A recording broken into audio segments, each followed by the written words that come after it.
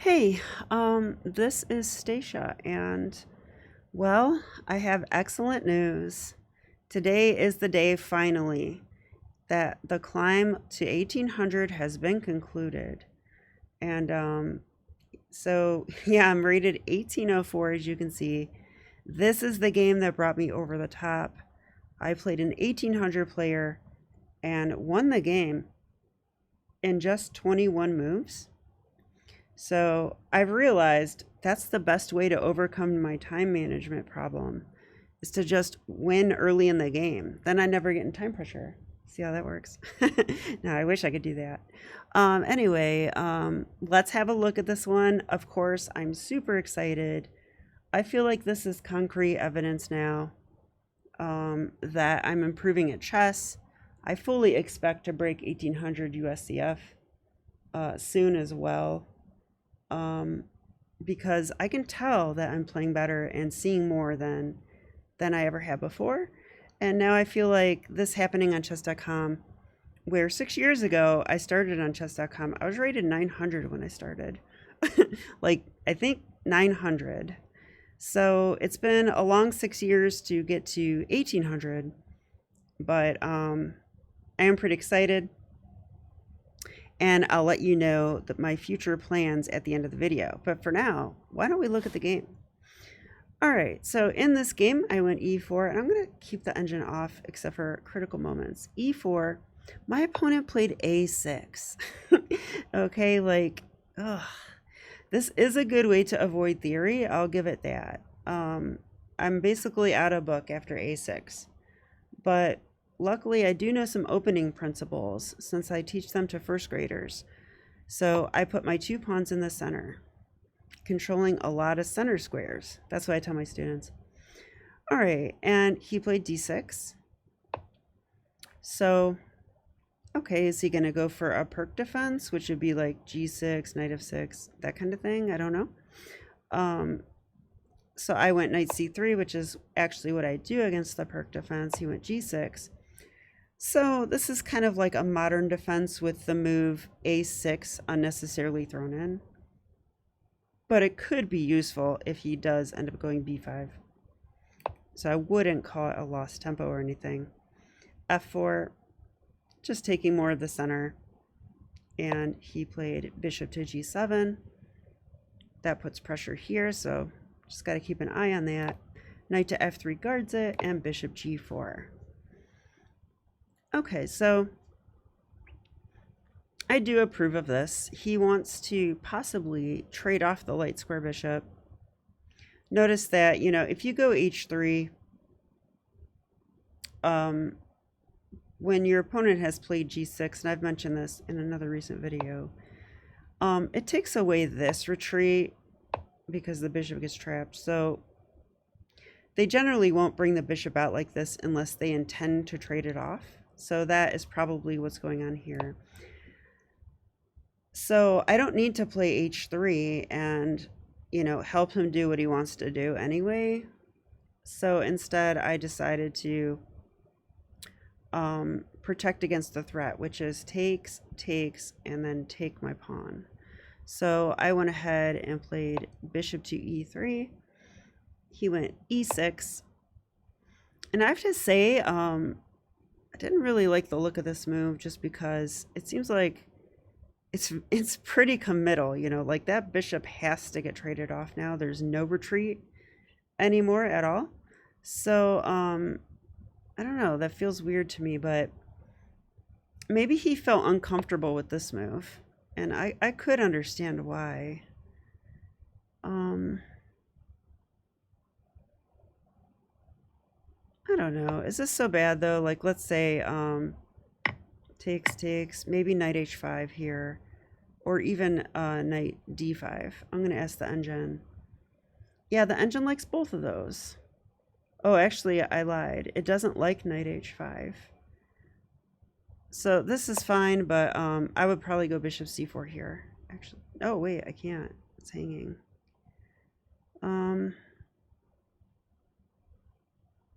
I don't really want to take. What is the right move here? Queen d3 or something? Wow, we are supposed to take.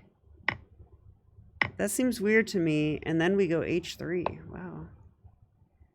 I would expect that.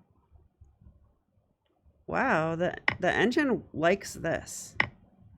It wants to play this ending. Well, we have 2 bishops and more space. So yeah, it is a good ending. Okay, I'm sold. But I was actually wondering,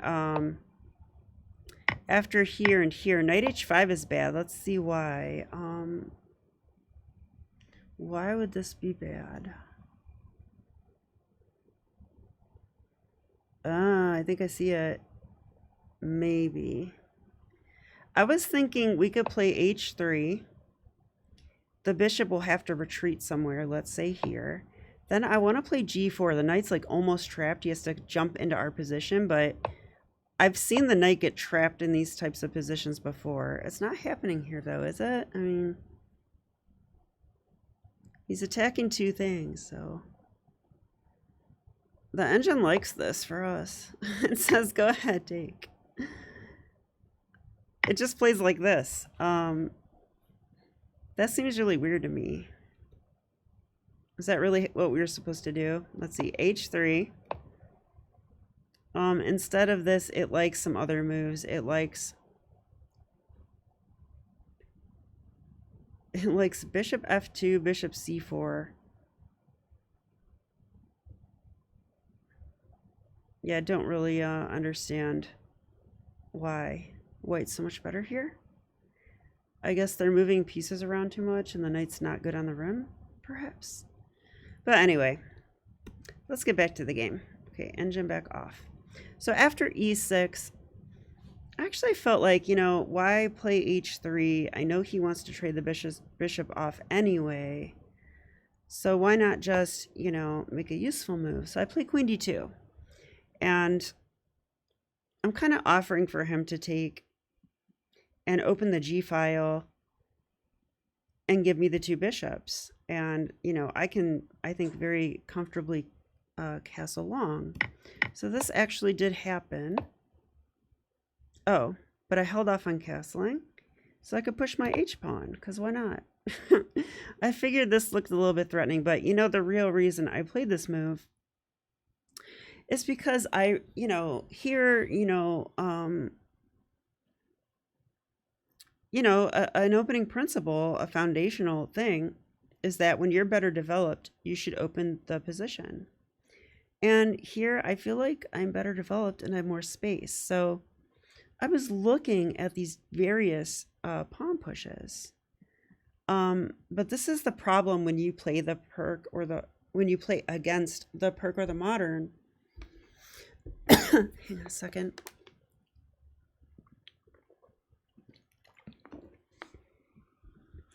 You have to watch out because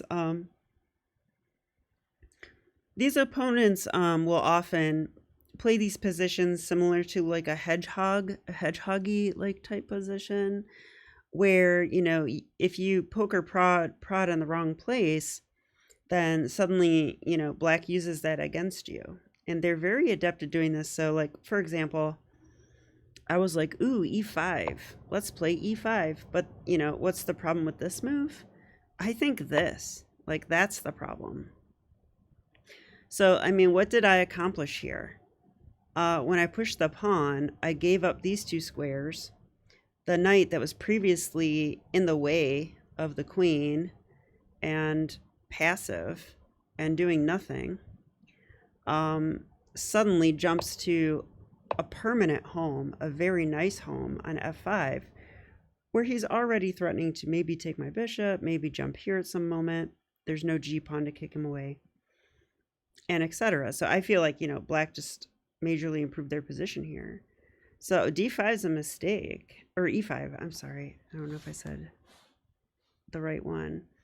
f5 I thought is a pawn sacrifice. And I'm not sure we need to do all that yet, you know? Like, do we really need to do this? I mean, again, the knight comes to f5. Yeah, so, you know, I don't want to do that either. And this one, I thought they could take here. If we take with a pawn, then again, we gave up the f5 square. And it's almost worse now because these pawns are doubled. Look at our pawn structure. Okay, I'm not afraid to mess up my pawn structure, but you know, I usually need some good reason at least. Like this is just like what happened. Like I had a good position, what happened? So I guess what I'm trying to say is that at this point in the game, we just want to maintain this. This is really nice. Let's maintain it. Black might try to break it down. They might play f5 or they might play c5 or, you know, so we have to watch out for those ideas. But otherwise, just improve our position. So I thought h4 is nice because I kind of am threatening h5, you know, and then f5 might be more dangerous. I don't know, but so he played h5 to stop it, but that is not a developing move. And I castled. Okay, so we still don't know which way Black's going to castle. Is he going to castle short now or what? And well, he actually played knight to d7, which looked really passive to me. Is there something wrong with knight c6? I want to ask the engine because what's wrong with this? I guess d5. This might be different now because there's no time to do this. The knight's under attack. So he would probably have to go. Let's see. Oh yeah, if he goes here, he's trapped, right? Like that just gets trapped. So I don't think he can go there.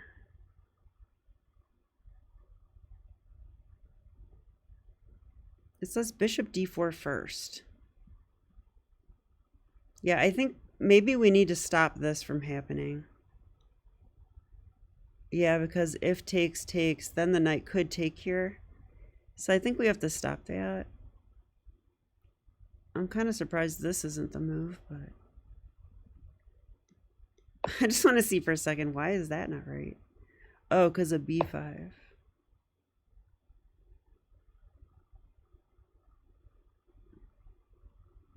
All right, and if I go here, knight f5. But isn't the knight like trapped? I guess if we go here, there's c5. Wow. So if I take, the knight will take that way. And if we take this way, this is interesting. C4. And wow, the computer's just like, I didn't actually capture your bishop, but it's imprisoned forever. So that's just as good. That's mean. Okay. Wow, what a variation. Anyway, let's get back to the game. After knight to d7, well, I just decided I still didn't like the pawn pushes. So I just developed my last piece. Computer says d5 was possible here. d5. Okay, let's say takes. Okay, I would probably take with a knight. It says takes. Yeah, white's still better here. I'm trying to understand why. If this we take, maybe we have this idea. So queen e7 is the move. Wow, they're inviting us to take that. It's probably not a good idea. Yeah, it's not. Do you see why? Takes, rook b8. Yay, I love pawns. Yay, I love getting checkmated. So wait, this actually, king d2 is okay. Maybe they should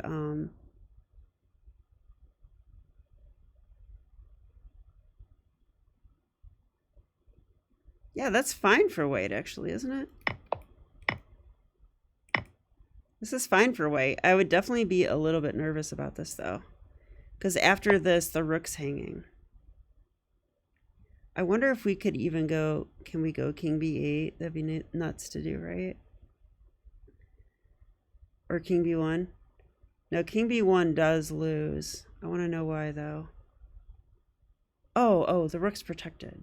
I forgot the rook was protected. Sorry. Since backwards knights are pesky. Okay, but anyway, knight d3, bishop d, or knight d7, bishop d3, c6. Okay, finally I played d5. And of course the engine says it's a mistake at this point, but okay, whatever. I really thought this just looked too inviting not to do. It turns out f5 was the correct break. Yeah, I don't understand. I do not understand at all. Let's see, f5 opens this up. Maybe that's part of it. Let's try it. I would think maybe this is a move. I would think about this move. Computer says take here. They could take here. That's a tempo. And a fork, by the way. So we're going to take with check. He can't even take that? Wow. If he takes it,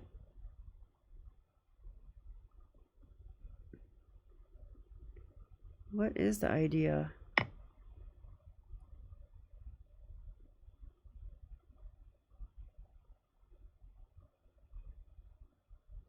Oh, do you see the idea? This is cool. So I think it's bishop takes, now we have this check and we can win the piece back. That's kind of cool.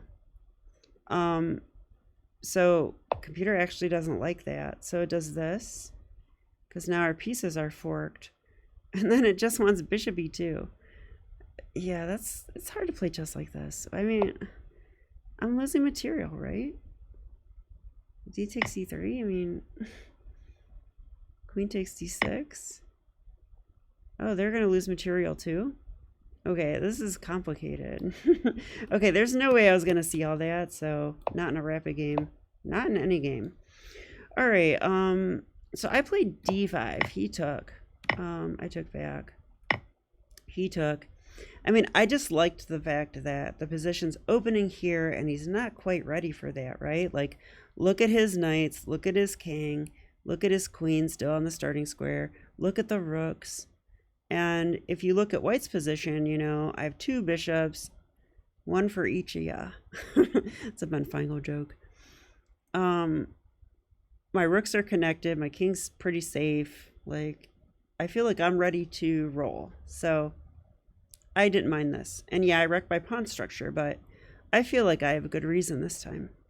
And his structure is messed up too. So I went here. That move looks ridiculous and bad. And maybe it is. No, the engine likes it. Okay. So why did I do that move? I'm so glad you asked. I'm trying to remember. What's going on here?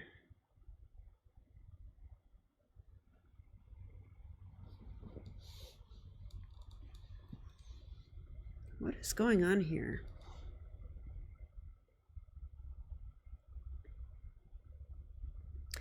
You know what? I think I'm simply trying to take this. I think that's what I'm doing. And the bishop's in the way, and honestly, this is the best square because the only place for the bishop that makes any sense is to reroute to h3. That's kind of what I was thinking. Then it makes some sense. Like, if I just go to e2, it's kind of like, you know, what is he doing there? He's just blocked, and there's nothing happening here because black's going to go b5. So, okay, interesting move, right? But looks weird.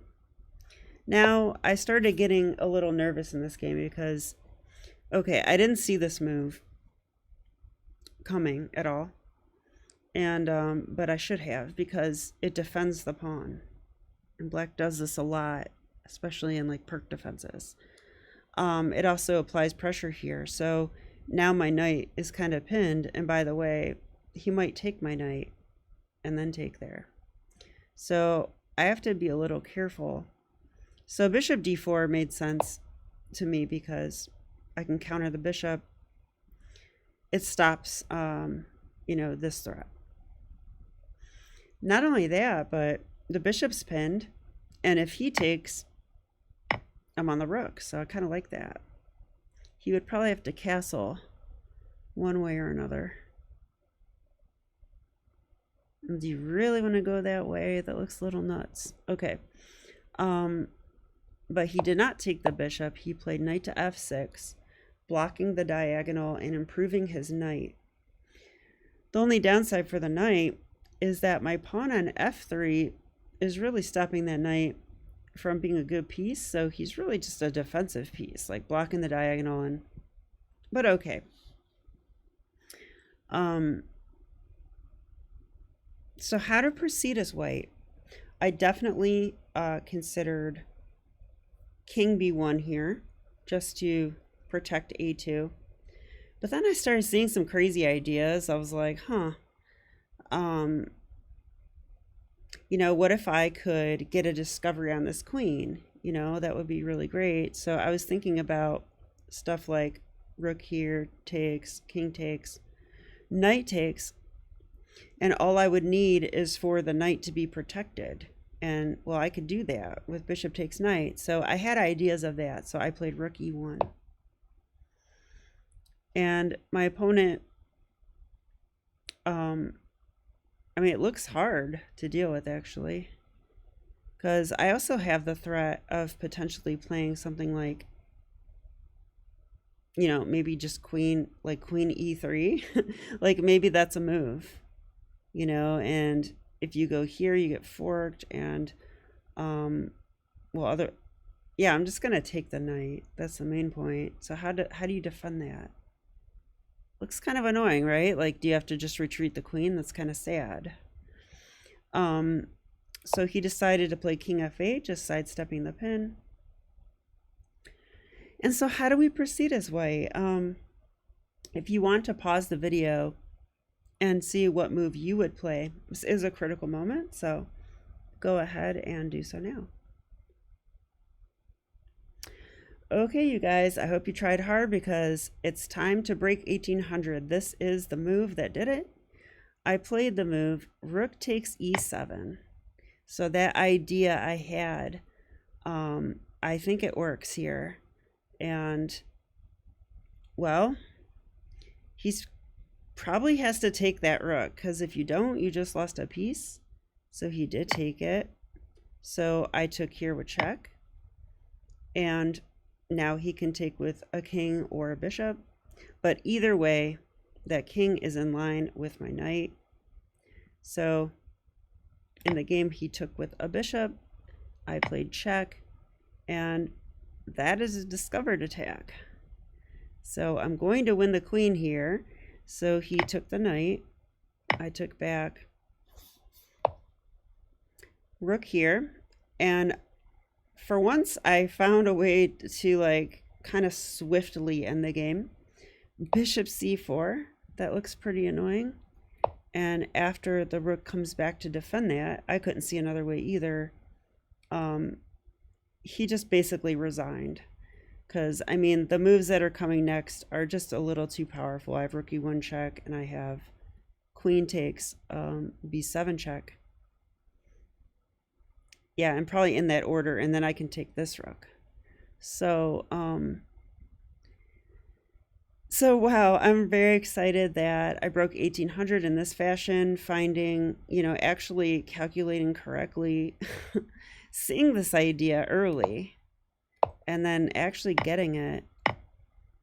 And I had about 4 minutes on my clock, so I was able to calculate this out in, just a minute and then double check it. So that was great for me.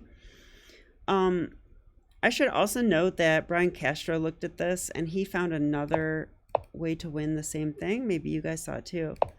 That after rook e1, king of 8, after this and this, he actually thought,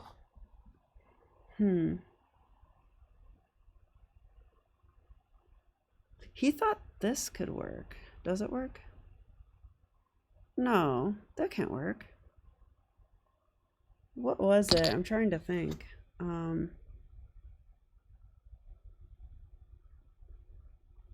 It can't be this. This. Oh, it does work. It does work. I was thinking the queen would take here, but that's check. Um, and if the queen takes here, we can do it this way, right? That's also going to win the queen. So you could do it that way too. So wow, very cool stuff. So yeah, that's a nice way to break 1800. So all right, here's my plans, you guys. I'm officially done with the climb to 1800. And what I do in situations like this, when I accomplish a goal, is I switch gears. So I'm pretty happy with my rapid rating sitting at 1804. Now, could I, go for 1900? I could, but that won't be as exciting as switching to a different category. So I'm kind of torn right now. I may do two. My blitz rating on chess.com is basically ridiculous, and I'm really upset about it. So I very well may do a climb to 1600 blitz. And I think I could be like somewhat okay with having a 1600 rating. I've never gotten to 1600 in blitz. I think the highest I got was 1590, but I fell all the way back down to 1400. So I may do 5-5 time control blitz games and do a road to 1600 there.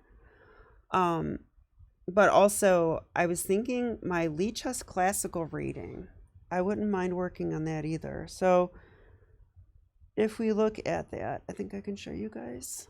Can you see? Sort of. Let me see if I can fix this. Plus I can show you my cool ballroom background, which I really like actually.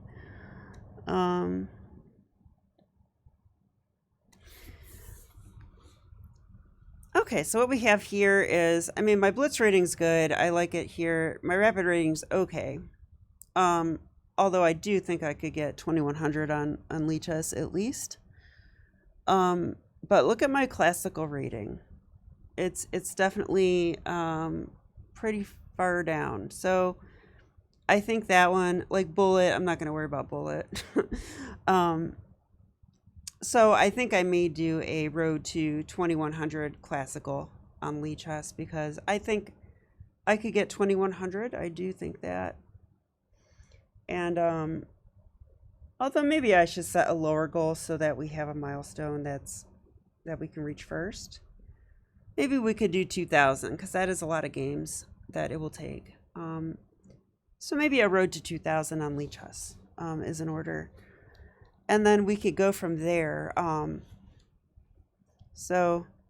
then lastly, if you want to see my rating graph on chess.com, I'm just going to pull that up. I kind of want to see for myself since we're setting goals and stuff.